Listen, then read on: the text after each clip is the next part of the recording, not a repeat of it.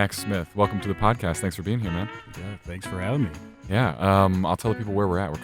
We're in your shop in Minneapolis. Are we in Minneapolis or are we in St. Paul? We are in Minneapolis. Thank you. Cool, because I'm so worried I'm going to get it wrong while I'm here. It's a big thing for the locals, I know, and I've been brought up to speed. So you can't handle the people being from suburbs and saying from Minneapolis. Right. It's one or the other. Right. Okay. I got you. So in Minneapolis, and I found you online because you make these beautiful knives, and you've actually set a few out here on display for us, which I'll have to get some pictures of for everybody to see. I just thought it was fascinating, man. I know very little to nothing. How about nothing about the topic of doing this? But I'm excited to learn a little bit more. So how long have you been doing this for? Surprisingly, I've only been doing this for a little less than 4 years.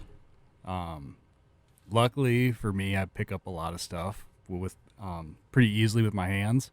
Tell me to read something, and I'm not gonna do too well with that. But if it's working with hands, I'm pretty good at it. So I just kind of on a whim one day, I figured I need to start making some knives because.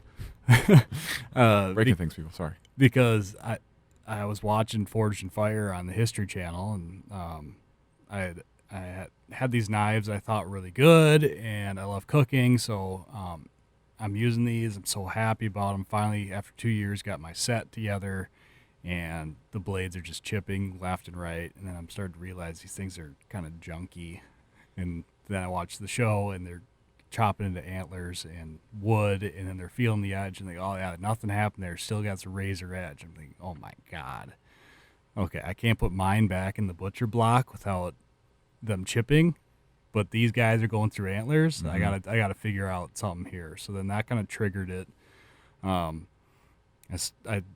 started in this garage and had absolutely nothing, and I was hitting metal on this little tiny anvil from Harbor Freight, which is just terrible, absolutely terrible, and made my first knife. And I thought it was the coolest thing ever. And I was reading books, and they said don't expect much from your first knife. And I, of course, being so naive, was like, oh, I'm expecting the world out of this. I thought it was the coolest thing ever. And now I'm looking back at it, I'm like, my God, that is the ugliest thing I've ever seen. Do you still have it? Like, do you keep it around? I still have it. I keep all my mistakes just and then I hang them in my office, so every day I get to see the mistakes I made. Oh, wow. I know that I am not perfect. Yeah. And that it's just a constant growth. And probably 3 years from now, I'm going to look at the stuff I made here and probably have some questions. But, I'd like to think I'm starting to get somewhere. But yeah. So it's a big switch to go from just wanting to do it, and now have you made this your full-time job now? No, I haven't. It pretty much is a full-time job now, but I can't keep up with demand. I have a whiteboard of 6 to 8 people, and I still have 3 people to respond to on Instagram alone. I can't do a website because the maintenance on it would be weekly, and I don't want to do that. Mm-hmm. Everything would be sold out all the time. Jeez, man. One person, one set of hands, you only can do so much. So. Is it just a matter of like people, someone gets their hands on one and starts telling everybody about it, and then everybody's got to have one? Do a lot of people find you just through that word of mouth? Yeah, word of mouth is definitely how it spreads. And some people are on Instagram, they have a lot of followers, and they'll post about it, and then suddenly there's 5 people asking for something, and by the time I'm done with those 5 people, they've told their friends, and then there's another 3. And I want to do my own project where I just go all out and just have no buyer in mind. I just want to challenge myself, and that kind of pushes some things back. But what a shame, man! You just got people banging down your door saying, I need a knife. Yeah, terrible problem to have. It's just awful. I feel so sorry for you. No, that's really cool, man. So, did you have like some type of experience before you started doing this with metalworking or anything, or is this totally out of the blue? Totally out of the blue. Really? Absolutely nothing. Shop class in high school? My high school didn't have shop class. Really? Okay. Otherwise, I probably would have had an A. It would have been the one class I cared about. Yeah. Well, that's cool. It's it's really one of those inspirational things because we all see these super cool things that can be done if you take the time to do it, and to become sort of a craftsman like you have in just a couple of years here. That's insane. So you were just kind of a fan. I watched some Forge and Fire. I don't have History Channel, but I went on YouTube and I looked it up a bit. Yeah, it seems like a fun show. And you went from just watching it to you got to participate in that, didn't you? Yeah. So it was like full circle, the thing that kind of pushed me to do it. And now, just I think it was 2 weeks ago, came out with the episode I was on.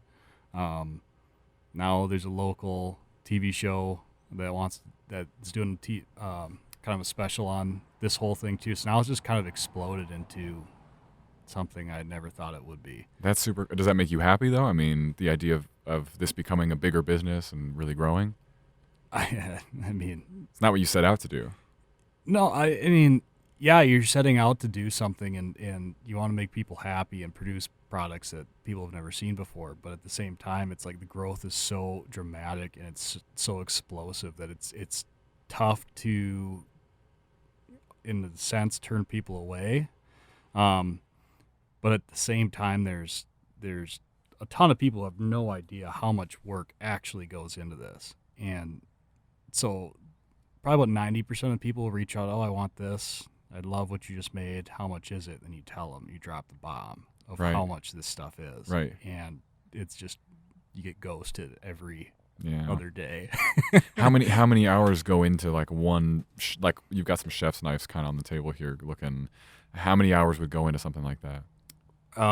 One of those chef knives probably has 45 hours into it. Wow. Another one has 76. And then I just completed a Chinese cleaver, multi-bar, Damascus, mosaic patterns, and that was over 100 hours. Jeez. What's the real, I mean, what takes the most time in that process? Like, what's the thing that really does it? It's the making of Damascus. Everybody loves the patterns because it's eye-catching and they're pretty. But I tell everyone, I'm just an open book. I will answer any question anytime, and I'll be straight up about it. I'm not here to sell you or upsell you or anything like that.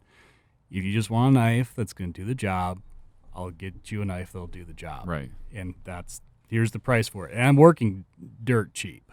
There's a lot of my makers out there that produce stuff, and it's like $1,500 for just a mono steel knife, and I'm charging $650. So it's not like I'm not doing it for the money. It's just I want to create and get better, and eventually just produce a piece that I look at every day and go, like, hell yeah, I made it. Right. Right. But I was lucky enough I've always, had cheap knives that I cook a ton all the time, and I bought some nice knives from nice in my book, a few years ago, just from like a Kohl's or something. But I was like, they're like a full tang knife. I was pretty excited about that, and they're good and sharp. And we were just gifted actually by my wife's, I think he's her godfather actually. But not in, the mafia sense. He gifted us a really nice knife, and I started using it, and I was like, oh my God. Like, the difference between what you can buy at a department store and a custom-made knife is phenomenal. These things are so sharp. I want to keep it good forever because it is just, it's beautiful. And that kind of got me into this and got me excited. So when I saw that you were doing this here, I was like, I got to talk to somebody doing this, man. yeah, It's so cool. yeah, it's just like, it's really, the construction of the knife is also an art. To a sense, the art is also, like, if you produce Damascus, yes, that is an art to do it well. But to create various aspects of the knife to make it more comfortable and have less friction, like I started doing S-grinds on knives, and no one knows what an S-grind is unless you're deep into the knife community. What's an S-grind? So an S-grind is you start hogging out metal on one side of the knife, and then you do it on the other side. So you actually have it's an S grind. It kind of looks like an S, but it doesn't really. And so there's only about a centimeter of actual, like, V-shaped bevel, and then suddenly it dips in and creates these pockets. So as you're cutting, there's less friction because the food isn't touching your knife anymore. It's only touching that first centimeter. of Oh. blade, so it takes way less pressure to push through, and it creates a true non-stick. Mm-hmm. Um, and people, once they use that, there's no going back. Yeah. Is there so the use with these things is kind of the question because you know, everybody wants a nice one they can post on Instagram and show a picture Mhm. of, and that's become kind of its own culture in a way. Yeah. But then I always wonder when people own like 30 knives, like, you really using all of those? Like, what do they get used for? And do you have some people using them who are like, professional chefs or anything like that, or are they in demand among that crowd? Yeah, so a lot of local chefs have started to kind of jump on board, and I'm super happy about that because that's kind of what I strive to do is supply them with one really good knife. I tell everyone like this knife is not made to be used every day unless you're actually a chef or you're a line cook or something like that where you're actually working every day. Sure, use that. But if you're a home chef, there's no way that you're pulling this out every day. I mean, I have a $65 block of knives that I can just throw in the dishwasher, open a bag with it, not have to worry about it. But it's like if I'm actually cooking dinner, I want to take the time, then of course I'm pulling out my nice knife and I'm going to be using that for a couple hours. Yeah. Um, And we don't think about it like as a home chef even. So like my thing, I cook pretty much every day for us. I cook basically dinner every single Mhm. day. And that's been a big change, for us. We've been doing it for quite a little while here. And I spend so much time chopping up vegetables. Like, you don't realize just how long that's going to take. And then I Yeah. try to imagine, like, I'm doing that for 2 people. So imagining doing it for a restaurant of like maybe 100 people that'll come in. Mhm. Like, it really matters for those guys that are going to spend just hours and hours chopping vegetables. Oh, yeah. That's going to be what it is, or chopping meat or whatever it is. Or filleting fish, which Mhm. huge to have a perfect knife for that. Exactly. So there's been people that have come to me and say I have arthritis in my hand, and I'd really like to have a knife that caters towards, my needs. It's like, okay, I got you, no worries. So I've actually made a full knife, and then I've done mock-up handles, and I would bring them in and say, okay, hold that. How does that feel? That was what I was going to ask. Is if Yeah. you like maybe measure someone's hand or something, or if there's some way to know. Yeah, so I definitely pay attention to hand size, and if someone's like 6'7", yeah, their hands are gonna be bigger than mine. I don't think my hands are very thick, but they're not like super long. So I use mine as kind of as an average. So if someone has a very small hand, they can say I have small hands. I'd like to. So when it gets just a little too small for me, I know it's probably gonna be perfect for them. But I have no problem mocking up handles, and I still keep some of them, and I'll bring them out and say, how does that feel? Big? Do you want it a little bit bigger than that, a little smaller than that? And then they can tell me. And so I did that with one of the people here, and he said, it's the most comfortable knife I've ever used. I don't reach for any other knife now because I don't feel the arthritis in my hands anymore when I'm using it. Like, perfect. That's why I'm here. Yeah. Tell me about the Damascus steel, because that's a word that I have heard thrown around a lot. I have no idea what yeah. that means. God, there's such misconceptions about Damascus. And so Damascus is essentially 2 or more steels forge welded together. And there's Sanmai, which is literally means 3 layers. Then there's Gomai, which is 5 layers. But then there's Damascus, and it's typically multi-layer. It can go high, it can go low. There's mosaic, which is the toughest patterns to make because they have to have a repeating pattern. You have to create a massive bar. You have to cut them at certain angles. You have to create tiles that then will forge weld back together. So the process to make mosaic compared to like a ladder pattern Damascus, which is usually a pattern that most makers will jump into at some point, and they'll run with that for a long time. But if you really want to strive to do more, you have to jump into mosaics because they're so difficult to produce. They're so labor intensive. How do those patterns even come out? I mean, it looks like you've hand painted them on. I mean, is it a natural like phenomenon that happens? Yeah, so the 2 different steels, one is a nickel component and one doesn't. So when you put it into an acid, the nickel, the steel with the nickel in it will repel that acid more than the other one. So you actually start to create a topography on the knife, and one picks up the darkness, one doesn't. And then you throw it into coffee, believe it or not. You throw it into an instant coffee batch after you scrub all the oxides off, and that actually creates the darker pattern that'll last. Because if you don't, just the acid, it'll come off, and I don't want that on people's food anyway. Yeah. So, man, it's like cooking. I mean, in a way, there's like a recipe for it. Every steel has its own recipe, which is why I have a kiln, an electric kiln that's computerized, because I can get the perfect.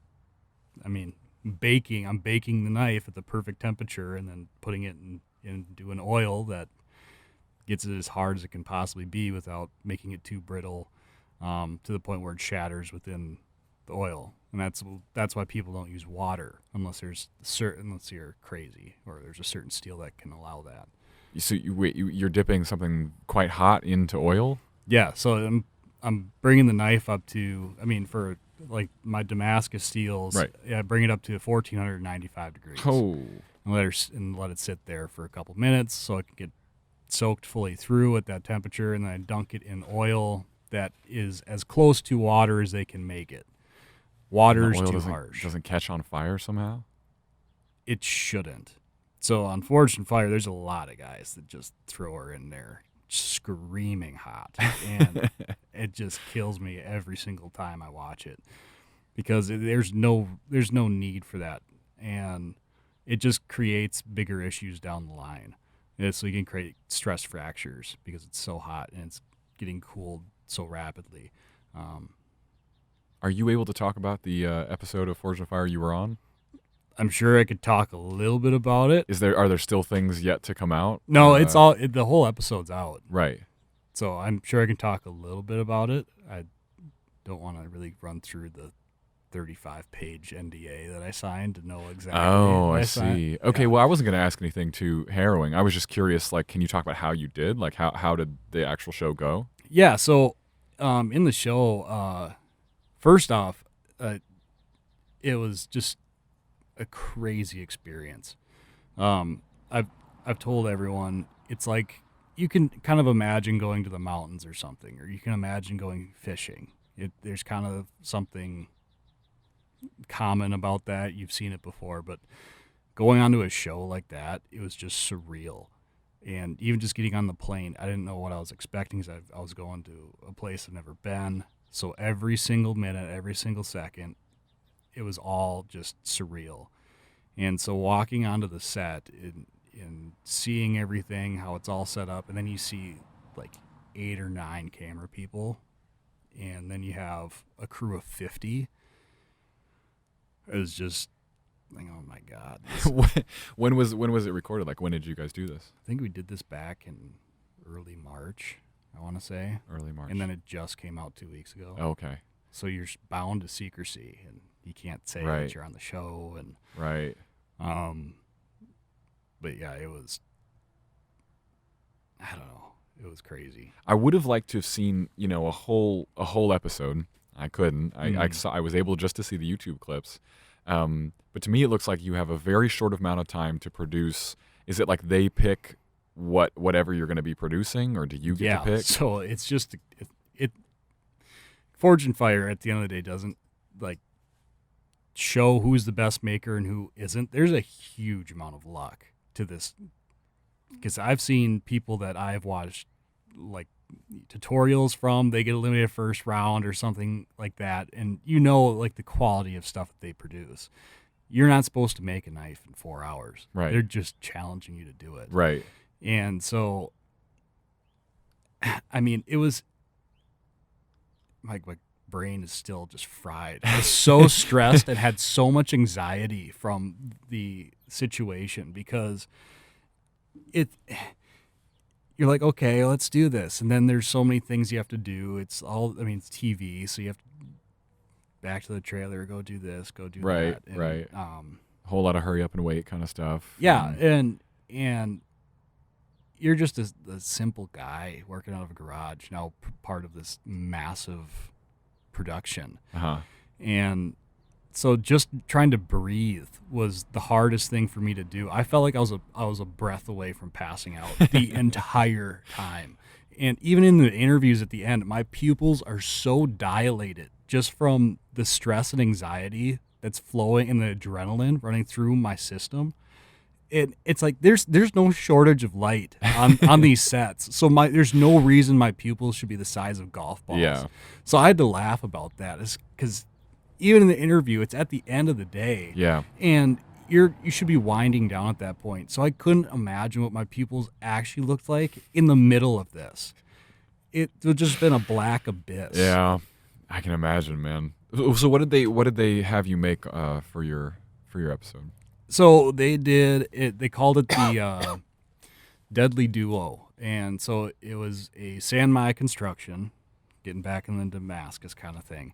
So Sanmai, 3 layers. Okay. But with Sanmai, there is a jacket, the outer 2 layers, and you have a core.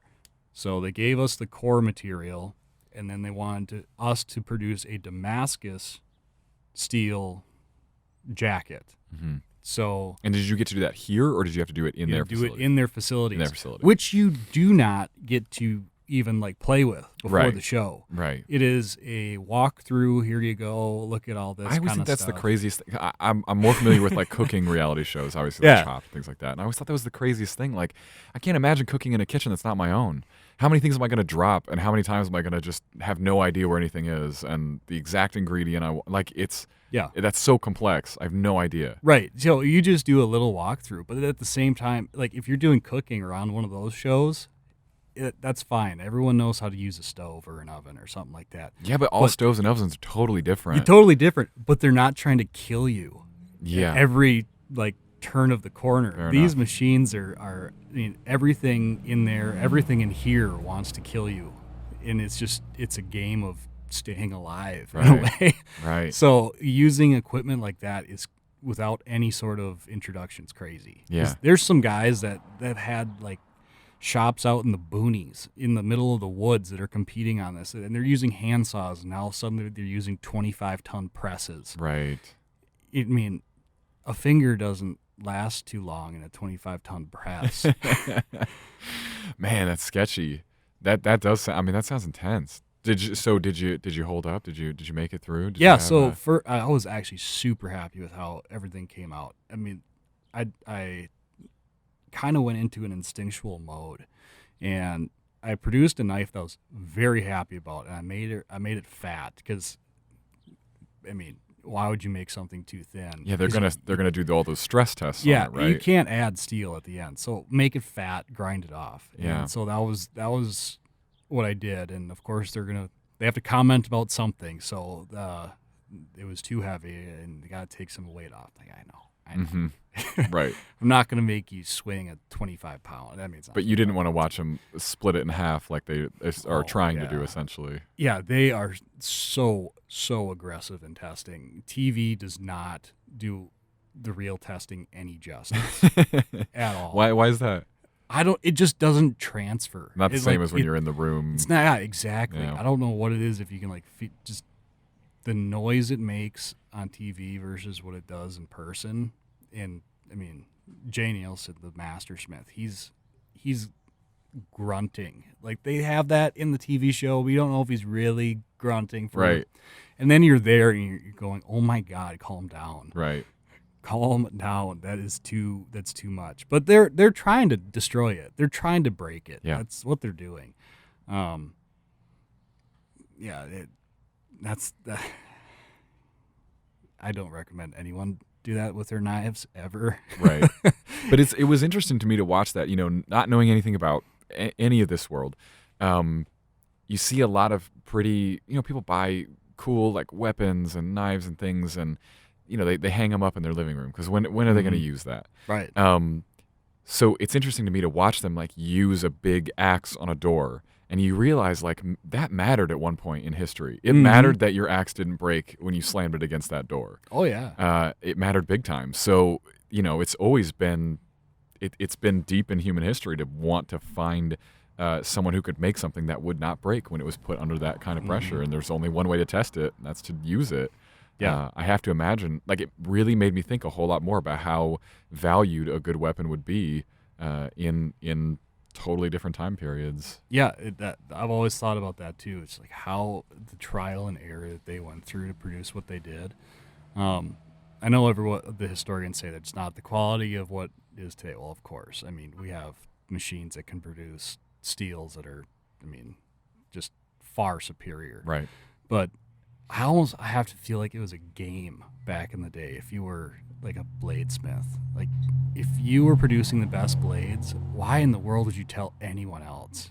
Because you're cornering the market then. Because it's oh yeah, he's got the best knives, he's got the best swords. They actually hold an edge. Why? Well, I don't know. It's just like I just feel like the progression was so slow, and compared to today, where you go onto YouTube and you're having master smiths producing content that you can watch and learn from, and it's just a total different world today. Yeah, I mean, no doubt. For God's sake, I learned how to do it from books and YouTube, And here you are. and here I am. And now you're on Forged in Fire. Now I'm on Forged in Fire. I just had a similar experience. I had a guest on, Justin Charbonneau, a couple episodes ago, and he had like almost the same story. He watched. He's a baker. He makes cookies. He's got Sugar Tats Cookie Company, everybody. And he had watched a cookie baking competition on Food Network, and then I think it was like the next year he's on the actual competition himself. And it's funny how certain people can pick things up, and you apply yourself toward it, and all of a sudden you're on the show that seemed probably out of reach at the very beginning. Like I'd never be able to do it like that. It just takes that time and commitment. Oh yeah, no, that was the most frustrating thing for me, was not being able to grow fast enough, and I wanted to do what these guys were doing. And I mean, there are master smiths out there that make like mosaic Damascus patterns that are absurd, and they're so clean, they're so pretty, and that bothered me because I couldn't do it. Right. I didn't have the equipment. I wanted to learn, and you're like, but I mean, this I guess hobby / job is so expensive. And I remember I saved up, and finally I was able to afford my hydraulic press. It was like $5,000 for it, and I remember the day I was able to pay off the credit card so I could then max it out on my press. Right. And I was like, oh, here we go. This is gonna be fantastic. Yeah. And then it's honestly one of the best pieces of equipment I've ever bought, because it does allow me to produce patterns that other people can't. Right. Do you have some sort of background in art or in design or something? Because it seems like you've got a real passion for like being able to look at this and know like what is good and what is not good, and what you can do better. I mean, I would suppose I was more on the artistic side of things. I just like to do things well. I mean, I'm a landlord during the day, which is really just a glorified maintenance worker. And I do renovations on all of my properties. The moment something comes up, I want to get it pretty. I want to create a kitchen that I would want to use, so I have really nice appliances. And I mean, I'm just trying to create a situation that I'd be proud to live in. And I don't, so I'm bothered by landlords that don't put the extra effort in. Mm-hmm. And I think that just apply that to what I do in life. Mm-hmm. I'd rather put the extra effort in to produce something incredible that people are going to cherish, instead of skimping by and saying, yeah, that's good enough. Right. So I don't know. I mean, I feel like that's a great way to live life. Some people can't do that. Some people choose not to. But I guess if you're not too worried about money, you can do it all. Right. I guess. I don't know how people with too much money make decisions like that. I've never been one of those people, so no idea. I mean, on paper I do well, but I just, in the bank account, it's a different story. Isn't that the weirdest thing? It is very weird. And yeah, math really doesn't make sense when it comes to finances, does it? It's like I feel like things are going well, but they aren't. At the same time. Like there was times where like my financial statement looks great, and it's like, oh yeah, look what you've created. And it's like, cool. Well, I am barely able to buy groceries this week. Yeah. Like, what does that number mean to me right Yeah. now? Sure, it's retirement, but that's how many years away? Yeah. How about now? Are you into any of that financial independence, early retirement type stuff? Oh God, I want to retire early from. I guess I want to have properties paid off because I like to focus on things like that and be able to really care for them. I'd like to have a full-time maintenance person because I don't like properties that suddenly become trash, especially when I've put so much time and effort into it and so much money and so much care, and then suddenly it just starts slipping away. So and unfortunately I'm in that position right now. Like, I'm so busy with renovations on one property that I can't be the good landlord that I was just a year ago. Mm-hmm. And people people all have my personal number. Like, hey, can you come fix this? Sure, I'm on my way. Got it. And then fix the issue. But letting things fester, not giving it your all, and I feel like I am not giving it my all, even though I am, and that's tough. Yeah. So, Have you just always kind of been geared that way? Did that come from somewhere? No, I guess it was. I always worked hard. But then I think it was kind of like there's a tipping moment when I went off to college, and I went to Southern California and University of Redlands, and was there, and it was just a completely different life. So I went to a high school with kids that had a wide range of financial backgrounds. It was either some had money, and I would put myself into that situation, even though my bank, I didn't have a parent's credit card or anything like that. Right. But I worked hard for my money. Yeah. I was a maintenance worker since I was 14. And then, there's kids that are sometimes homeless at this school. And so you have this whole new perspective on life, because I came from a nice grade school where everyone was financially pretty much the same. And then you go to high school where there's a huge difference. And so you start learning that this is real life. You were in a sheltered spot where you thought that was real, and now you're realizing this is not the normal. This is normal. Where did you grow up? Did you grow up around here or out in California? Yeah, I grew up in Minneapolis, not too far from here, actually. And Didn't want to stay out in California after college? No, I'm going was- there yeah. soon, which is why I'm asking. yeah, so I hear it's kind of a mess right now, to be honest. yeah, I've heard that too. Yeah. And I was super excited about it in high school. I was like, I'm going to California, because you have these, it's just the stereotype. Oh, absolutely. California dreaming. And the campus there is freaking beautiful. It is. That's what sucked me in. I wanted to do two things going to college. I wanted to play golf for D3 school, and I didn't want to ruin the sport for me, because I ruined basketball for myself in high school, playing for both freshman teams, doing 4 hours of practice a day, and I just couldn't do it anymore. So I was like, I don't want to do that. I just want to play golf, have fun, have a little bit of competition there. And when I'm not playing golf, I want to be snowboarding. So where can I go? Okay, Redlands. Mm-hmm. Perfect. Good golf team. Yeah, Big Bear, not too far away. And so that's what I set off to do. And of course I go to California when it's just a horrific drought. And my first day there, it's 105. And we're standing out in the line trying to get our photo taken. By the time I actually get my photo taken, I'm just sunburned. Yeah.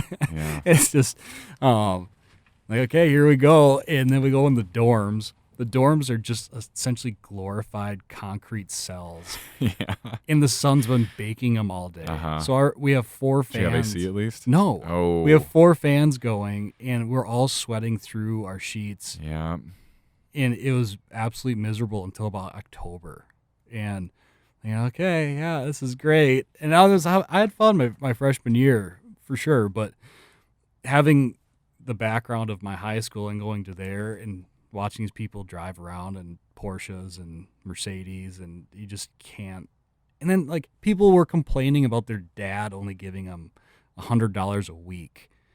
And it's like, okay, well, I saved up $1,500 all summer to hopefully get myself through this entire year. And so it was hard to feel bad for them. Right. And then that sets you up in some mental state, I feel like, in a way, because I had similar things, and again, compared to most people, I had a super privileged upbringing. That's fine, but I've always been really independent about money. Yeah, and so exactly. I was always earning that for myself and doing what I could for myself. And I also went to college with some people who I don't want to. People might know who I'm talking about here, but there were some people who just, unlimited resources. Mm-hmm. And that was always so strange to me. And it's such an interesting thing to cope with. But I think that the right person, it sounds like you're this type of person. I think I'm this type of person, becomes really scrappy in that environment because you recognize that it's like, I might not have the resources you have in this moment, but I know that I can work harder than you. I know that I can do better. And I know that in a way, because I don't have what you have, I will work harder and I will do better. Mm-hmm. There's a drive from that. And so it's that thing where you've got like successful parents who are like, how do I raise my kid? Like, I don't want to give them all the money all the time because they're going to turn into an asshole. Oh, like, yeah. You have to have struggle pretty consistently and feel that regular pressure to be able to survive. And that's how you kind of flourish and become a cool person. But it's a strange thing to see everybody kind of complaining about mom and dad's money and flaunting what they've got. And yeah, like, I mean, just the kids that were given a car too. Like, I remember I got crap in high school because I drove a 2007 Mustang. That was like my dream car, and no one knew that I actually saved up for 2.5 years to buy that thing myself. Yeah. And the moment I bought it, my account was at zero, so I wasn't buying gas to put into this thing. I had the car, but I'm barely getting it off the lot. Yeah. And I can't say that my parents did buy me a car, but it was a used, it was old, it was stick, it was it didn't have any options on that thing. And it is weird when I would see kids from my high school with these like brand new cars. Mm-hmm. It's a strange thing to see, and it's not part of the process, I feel like, of molding a cool person. Yeah, and that was the other funny thing too. It was like when I turned 16, coming from the grade school where everyone has money, and you're seeing these people that you knew getting these cars at 16 years old. You're kind of like in this mental state of expecting it. Yeah. And then when I didn't get it, I was pissed off, and I didn't get it. Like, oh God, when I grow up, my kid's gonna have a car. I'm gonna get him a '67 Trans Am or some ridiculous car. Mm-hmm. And now I'm like, God, I'm never gonna buy my kid a car.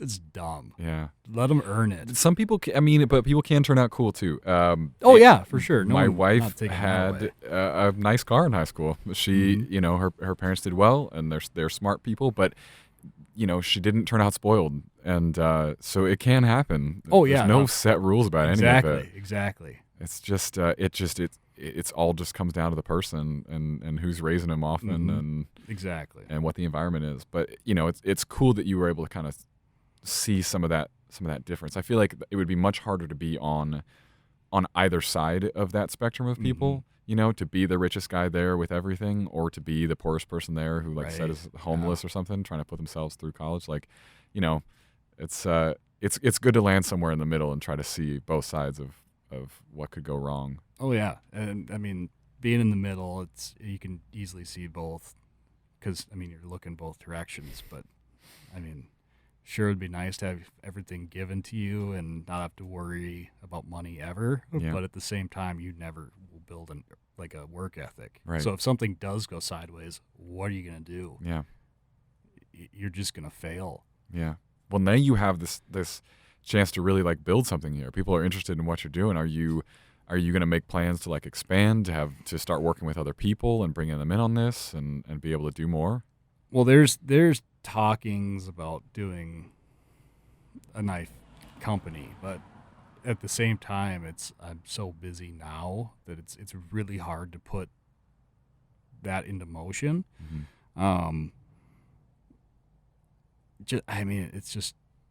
It's the hours. How many hours can you go? And I've done my days where I've done 18 hours a day for 2 weeks, and just that doesn't work out too well when you're barely functioning anymore, and you're a threat to someone on the road when you're driving. Is it still fun for you though? I mean, is it like an obsession? Is like an itch that needs scratching, and so you can't help yourself, or like does it really get torturous? Yeah. Well, I just did. It's on be Minnesota bound and made for the outdoors, and we did a fishing episode. And the best analogy is like, when are you going to stop fishing? When is that thirst ever quenched? It's like, I always want to catch something bigger. Well, yeah, I get the drive. Well, it's the same thing here. I always want to get better. I always want to one up myself. How can I one up myself? And I think that's what you really need to be successful in almost anything. You want to do better than you just did. And if you have that drive, I think you can do it in any field. Really. Yeah. You should check out this book. It's called E-Myth Mastery. Have you heard of the E-Myth stuff? Mm-mm. It's kind of an older thing, actually. It's a little old school, the approach, but the point is right on, which is the idea that like we all start a business as like a technician. Like, when I started my company, I was doing the social media, I was building the websites, I was doing all that stuff, and then what you have to do to be able to grow your company is to move from that role up into the role of the actual business owner. Mm-hmm. And so you need to be able to find ways to bring people in as other technicians where you can still keep the quality, but you're never going to be able to grow if you're also doing that job of being the technician all the time. And I get stuck in it. All the time. A huge part of my job is being the technician.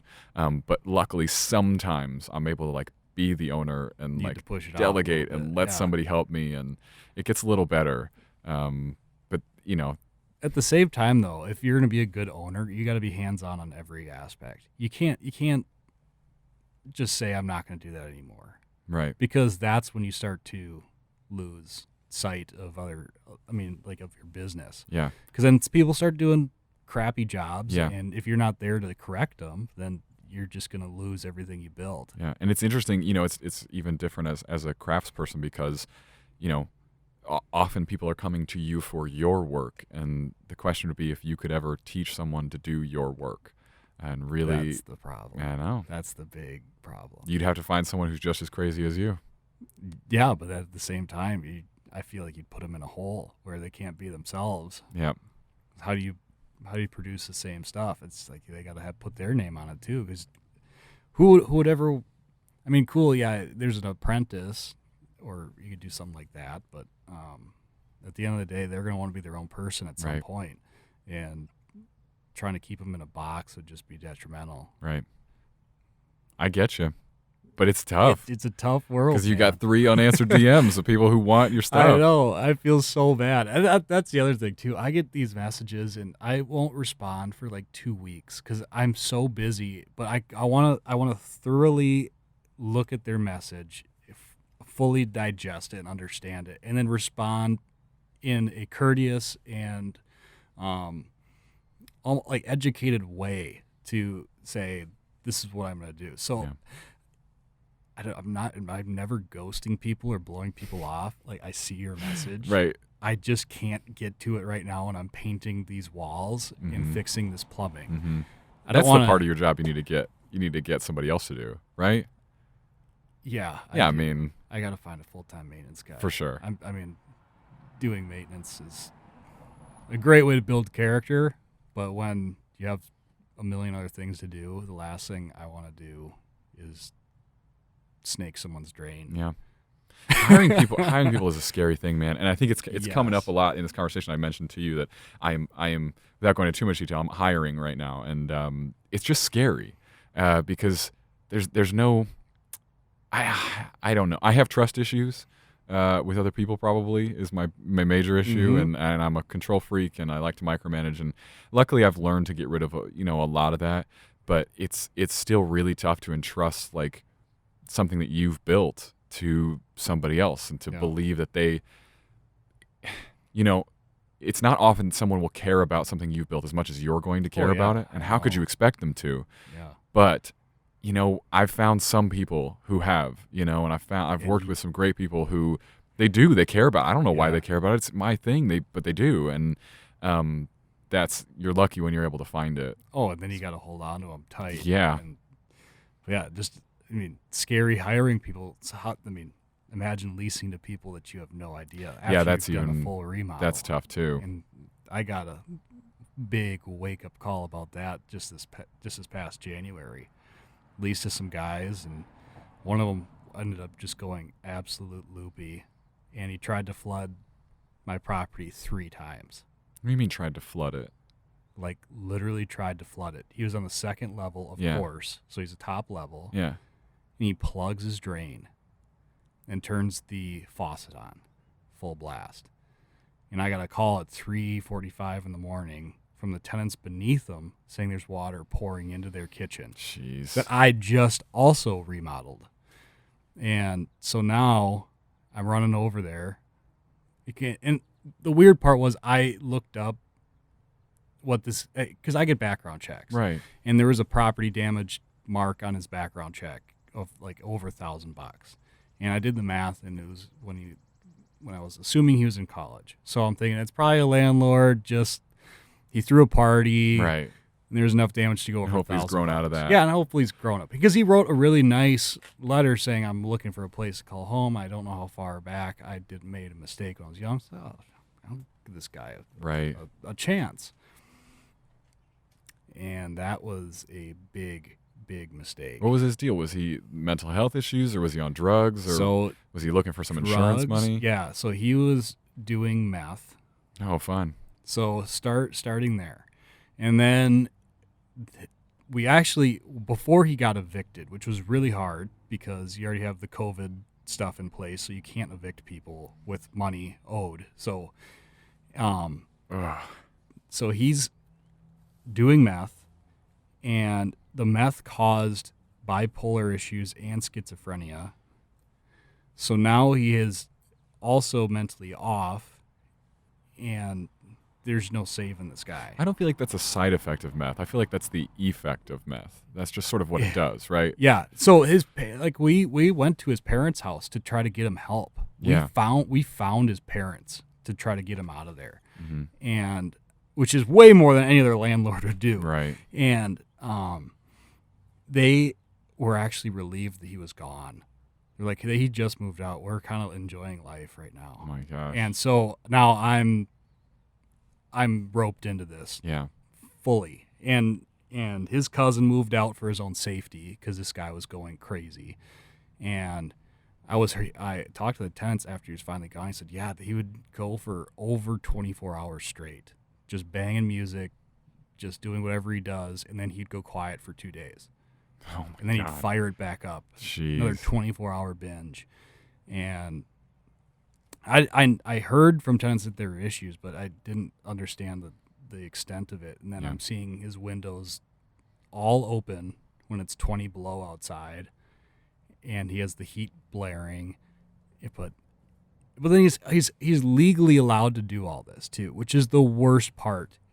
Because when I got the call at 3:45, we headed over, and I called the police, and I beat the police there because I was driving like a madman. Because I found out that this $1,000 fine that he got was because he ripped the head off of a sprinkler in a detox facility. So I now know what he's doing. Yeah. He's trying to flood the place. Yeah. So I got there, and I'm with the police, and all they can do is just shut the kitchen sink off. Right. And this is a tenant landlord issue. Are you kidding me? Oh my God. Okay. So did you get stuck going to court a whole lot or anything like that, or? Well, then, so after that, I got in touch with an attorney to get rid of this guy, and said, "Okay, this is crazy. I've never heard of this happening." But it happens every day. Just happened to happen to you this time. Yeah, happened to me. And then he starts the filing. We have to do a 7-day. This is brand new because of COVID, and it was a 7-day intent to file for eviction. So this is a warning to him saying, I'm thinking about evicting you. Oh my gosh. So you now can't he can go full nuts. You can't go until the 7 days is up to then actually give him the real paper saying I'm evicting you. And then he floods it a second time. He plugs his tub, which we found out later was his meth stash that he was shoving in the drain, and it flooded the bathroom.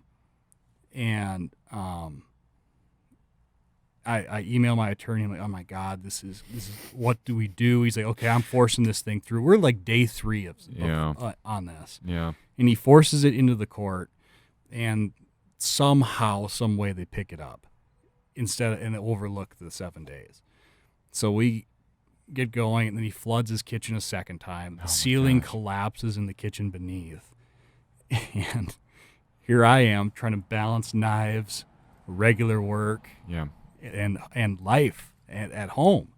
And finally we get him out, and he was just wandering around the property for a little bit, and he ended up trespassing. He was like trying to break in, and he left a minute before the police arrived, so they couldn't arrest him for trespassing, of course. Everything like that. Jeez, man. Yeah, and then I go to lease one of my other properties, and I get Facebook Marketplace for the first time, or I'm going on Facebook for the first time.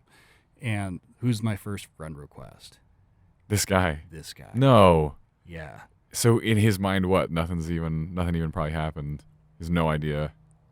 I don't know. Just bizarre. So you're friends now, right? You guys hang out? Yeah, we get coffee every Sunday. Yeah.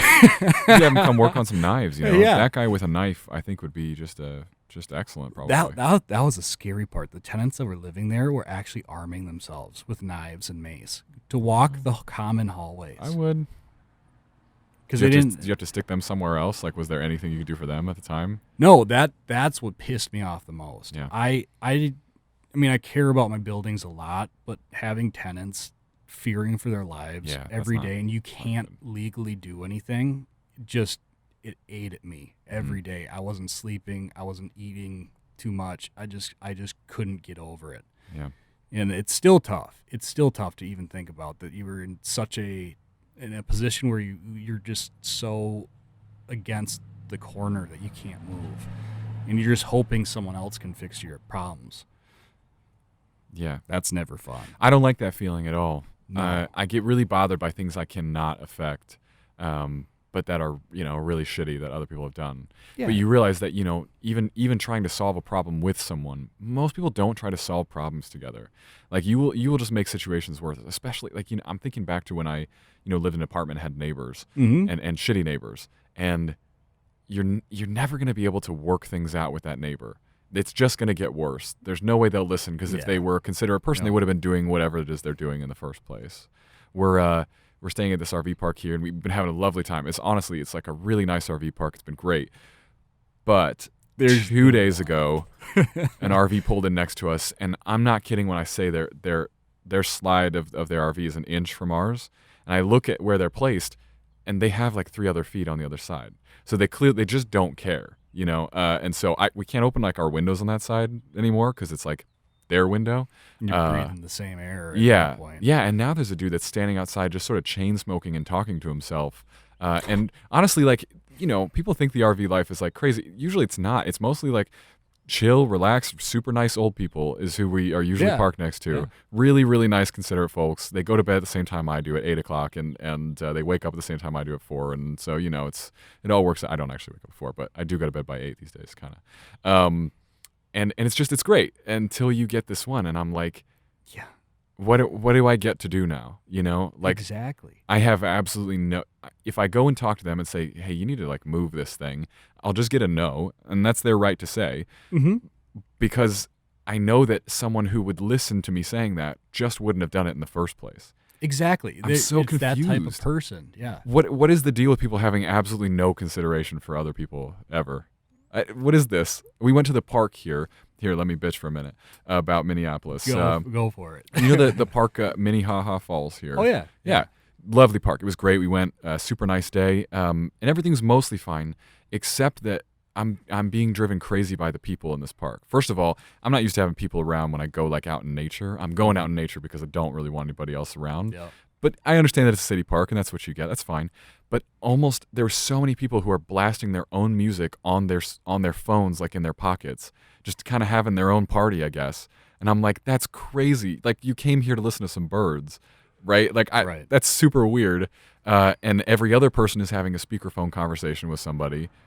Gotta love the speakerphone conversation for no reason in the midst of a crowd of people. I'm just going crazy. I'm like, I feel like I'm at Disney World, and it doesn't make any sense. Disney World plus everybody's playing their own music. The speakerphone in the public setting pisses me off So weird to me. so much. So weird. Just have just a little bit of consideration just to put it to your ear. Like, how hard is that? Are people like messed up because they've been, stuck at home? Is that what's happening, or do you think people are just kind of going this way, and consideration is going to become kind of the last thing? I mean, I just don't know. People might be getting too nice and just not raising their voices anymore. Oh, this is the start of Idiocracy. You know that movie? Yeah. So I think back in the day, someone would say, "Shut that off." Mm-hmm. And they'd actually say something. Now Minnesota, it's all,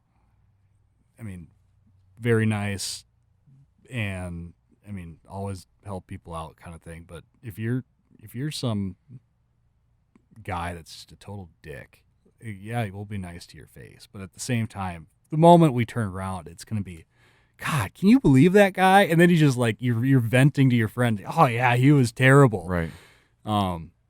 So it's just, I think there needs to be a shift towards there's being nice, but there's being, you're too nice to the point where you're not solving problems anymore. Right. Well, I'm big into self-defense, and unfortunately, the best philosophy I've really taken in on self-defense is a book by this guy named Tim Larkin. I had him on the podcast. I was lucky enough that he came on, actually. And his sort of policy with dealing with other people is, I think he says in his book, act as if everybody is 6 seconds from a mass shooting. Act as if anybody that you're interacting with could be having just the worst day of their lives, or planning something totally insane and pull out a gun, and that's it for you. And it changes how, unfortunately, it means that I cannot be that guy who's going to confront someone and be like, you need to change what you're doing. Because I'm trying to self-preserve here and just stay alive, and I don't know what's going on with everybody else. Exactly. That's like I was thinking about that just days ago. Like there's certain memories where someone would scream something out of a bus at someone, like if they're overweight, and they would call them like fatty. I'm like, you have no idea what that person's going through. They could be on their last, their spine could be about ready to break, and you're the one that's gonna snap it. Yeah. Like, are you kidding me? We've got everybody so tightly wound. You've got plenty of internet videos of Karens just snapping, out of nowhere, and then it's the same thing with like kids bullying each other. Like you have no idea how like depressing someone's life could be once they get home. Yeah. I mean, there's some kids that would stay at school because at home life is not good. Right. And now you're gonna bully them, or because they're not good at sports or something. Yeah. Like, grow up. And I tend to notice this even from a more like reasonable perspective, because I'm not about to go out there and commit a mass shooting. Yeah. But I have days where I'm in a fight with Andrea, and I go to the grocery store, and I'm just in a terrible mood. It's been a horrible day, and someone's starting to be mean to me. Someone's starting to be rude. Yeah. What's interesting is now I think about it, and I'm like, man, this could be how that guy's feeling when I start being rude to him, and it freaks me out, because I'm like, man, you're being super rude. You have no idea like how pissed off I am today, and what's kind of nice about that is it actually calms me down, because I'm like, oh yeah, a crazy person would totally snap right now.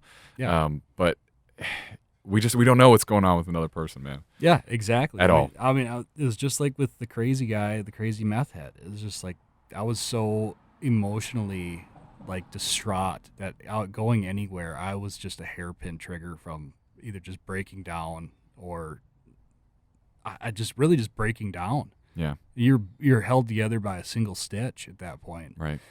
And so is he. Yeah.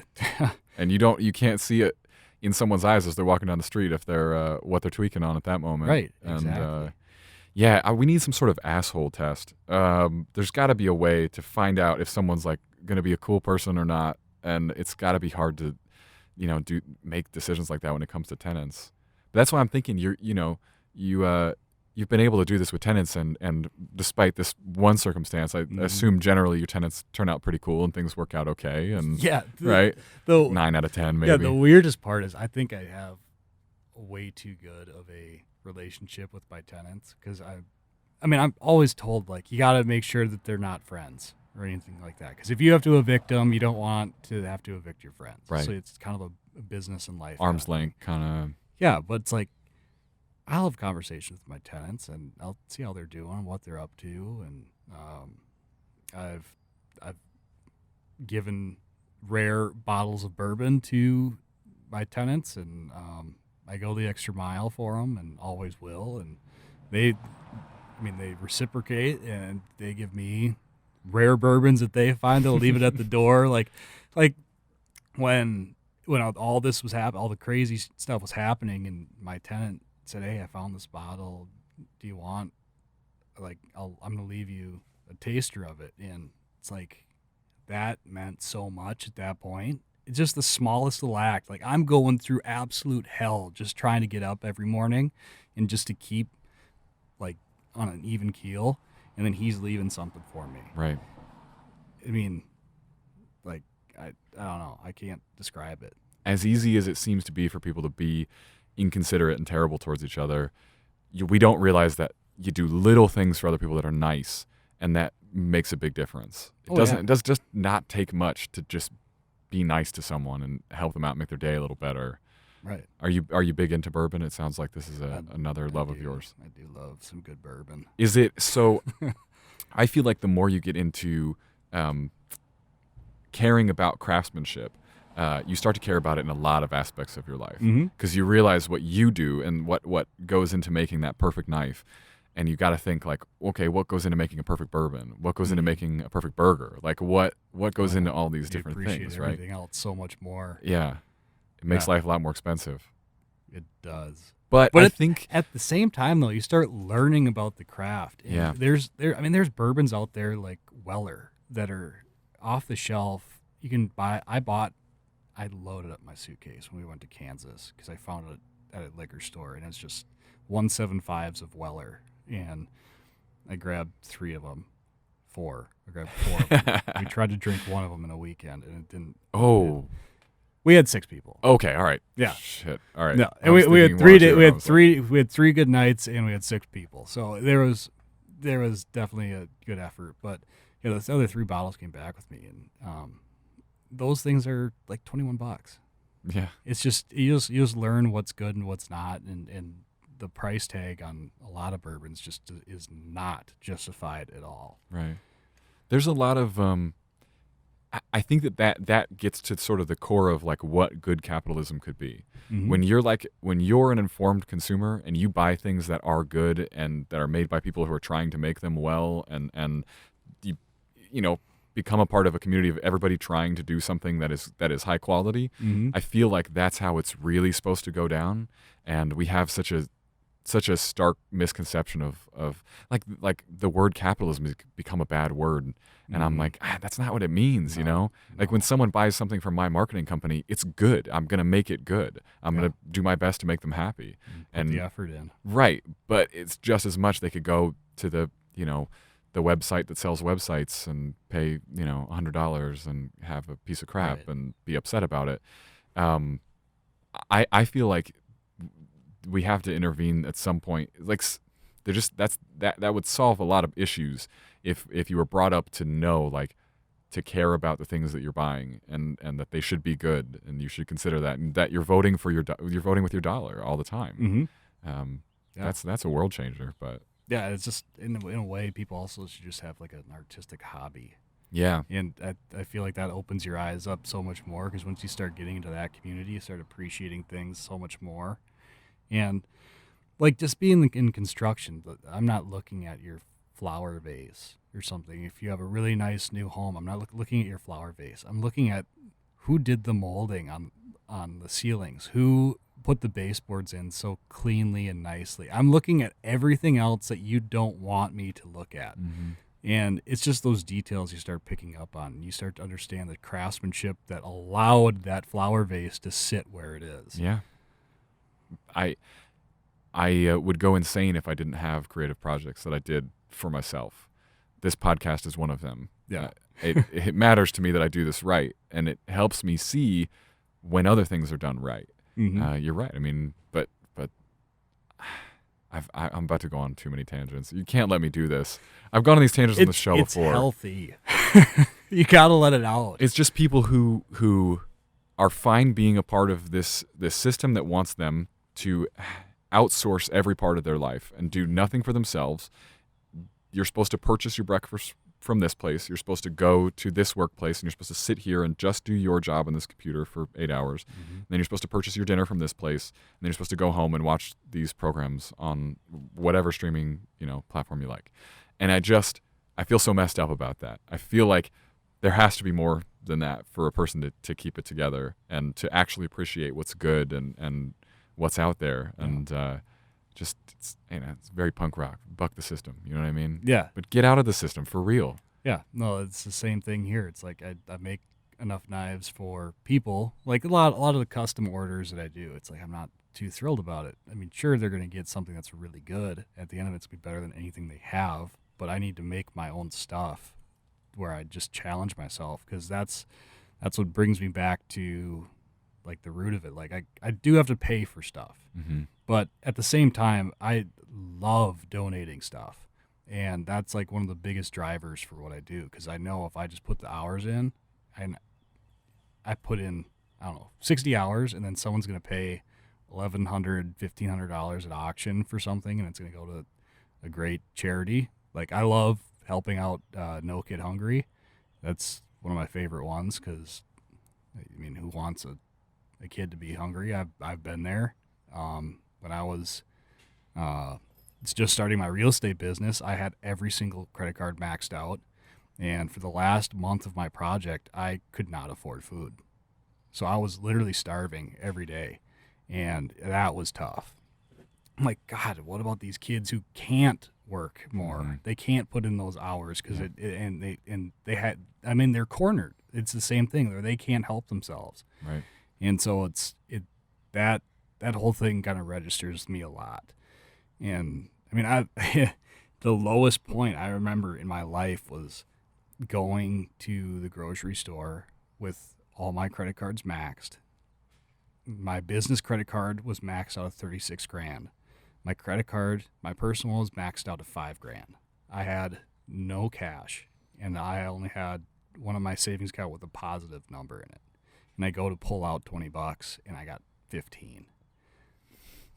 I can't even pull out. You can't pull out money. Yeah. So I just put the card back in my wallet, went and drove home at midnight, where I just got off of work. Jeez, man. Had one Coors Light in the fridge. That was dinner. Got up at 6 a.m. the next day. So it's like, that's not fun. So, yeah.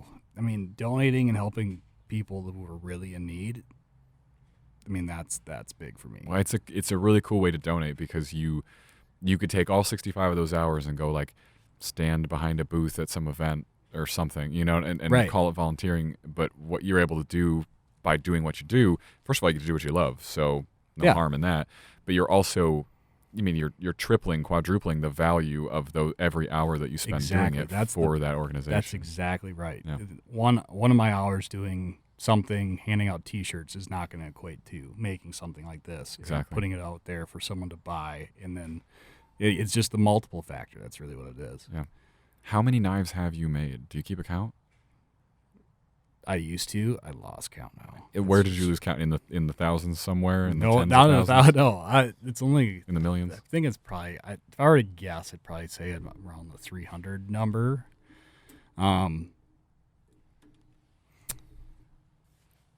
there'll be knives that I just need to like forge something. Like I just need to hit something with a hammer one day. So I'll forge something out to shape, and then it'll just stay that way. Yeah. Like, I mean, there's one right there, and I just forged it out and ground it a little bit, and it's where is it? Just right here. Oh. Like I just had to hit something that day, so I just hit out a shape, and that was good enough. Yep. And then I go back into making someone else's knife. Yep.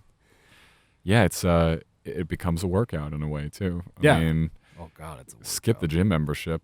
Just get into knife making. Is it still called blacksmithing when you're making knives, or knife smithing? Yeah, so it's technically bladesmithing, and Bladesmithing. I learned it's not really blacksmithing. It's kind of two arts, and you have to choose which art you want to do. Blacksmithing is more of like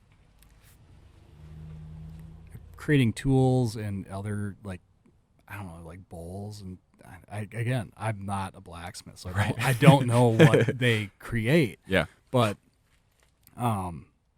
it's very rare that you'll have a blacksmith that's a good bladesmith, and there's a very rare occasion when you have a good bladesmith that's also a great blacksmith. So it's kind of like, do you want to be a plumber or an electrician? Okay.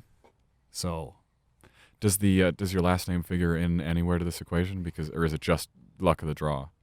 I think it's luck of the draw. Do you know anything about like your family history? Like the last episode of the podcast, I was making fun of my guest Javis Borg because I was like, your name sounds really Scandinavian. Like, where does it come from? He had no idea. He hadn't done the ancestry thing. He didn't even know like what his parents had told him about his own genealogy. Is that something you've gotten into at all? Because if there's Smith in the name, at some point that's in your blood, right? Yeah, I would assume, because that's what I've always heard. It was just your profession most of the time. So I would think, unless it's a wives' tale, I'm not sure. I think that makes sense, doesn't it? I mean, you'd want to. You'd think. I don't know what my last name means, to be fair, but I know where it comes from. So yeah, I would like to think that's why it comes naturally, but who knows?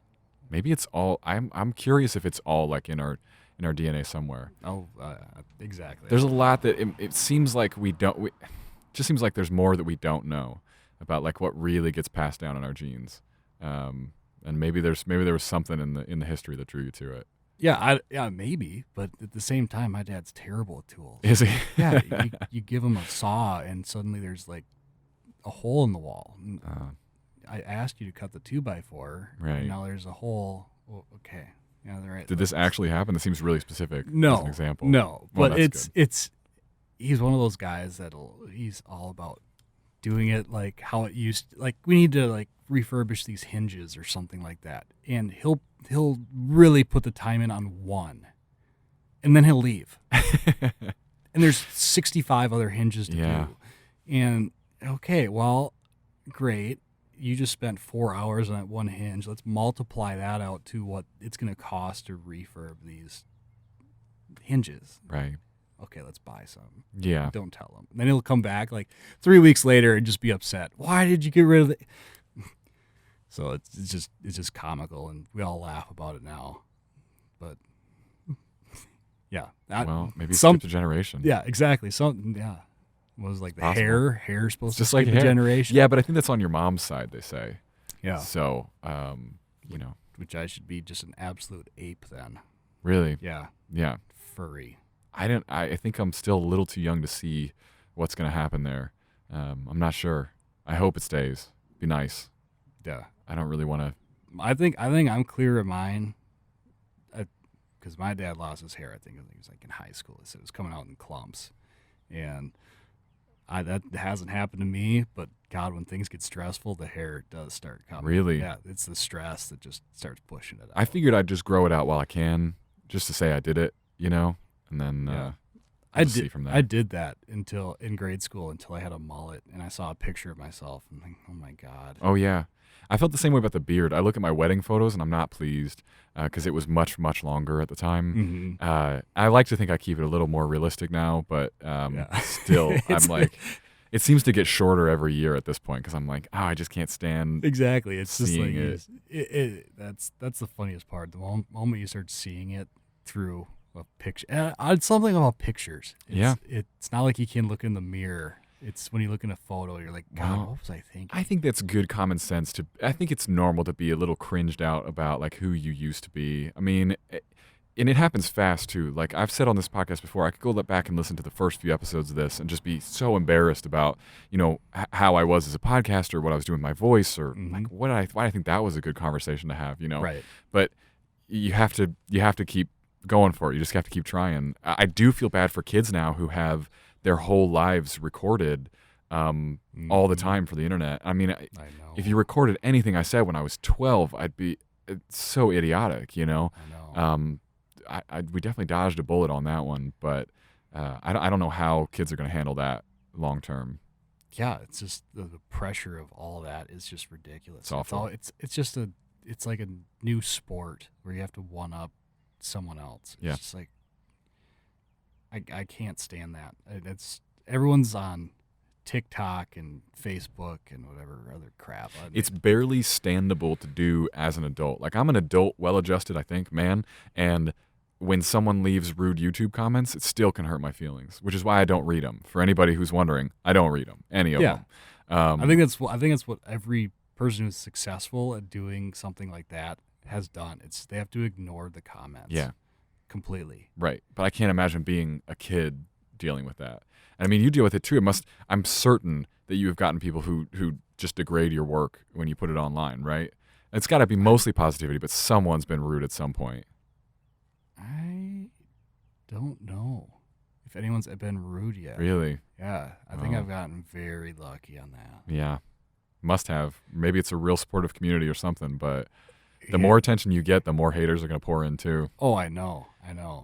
And I guess I'm like still waiting for that rude comment to know what it's going to feel like, which is weird because I really should not give a shit. Well, you shouldn't, but you're not a horrible person, and so you're wired to be able to be hurt by other people. Yeah, you know? I mean, only a real asshole cannot be. Exactly. It's just like it's the whole thing of you never know where someone is in their life. It's like, but you also at the same time when you make these comments, you never know what that person's actually done. Right. Like maybe that person actually does go out every weekend and help out the community or something like that. Like in a way that you're just doing a disservice because you're hurting the people that lift up the community the most, and eventually they're going to shut down. Right. Which is just really unfortunate. It's kind of a sad note. I don't want to leave us right there. We should bring up something happy before I close this out, because I'm just thinking about the haters. Makes me very upset. But in the good news, the thing that you get to do is awesome, and it really seems to make you happy. And I do hope that you are able to find a way to, just as you keep going, spend more and more time doing it, and continuing on and getting better and better.